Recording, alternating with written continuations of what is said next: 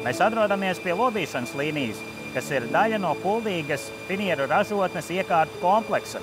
Lielāko daļu iekārtas šajā rūpnīcā ir piegādājusi iekārtu rūpnīca.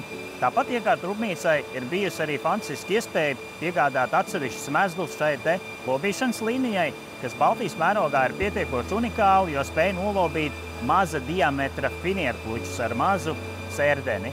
Visas ražotnes iekārtas šobrīd ir uzmontētas un gatavas testiem. Tagad mēs redzēsim, kā tiek nolobīts pirmais finieru kluķis šajā ražotnē.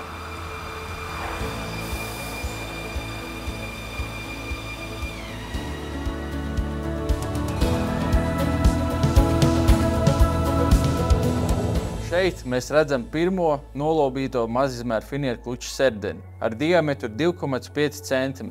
Līdz šim mēs esam lobījuši sērdeņus līdz 6,5 cm, kas mums dod papildus koksni saplākšņa ražošanai.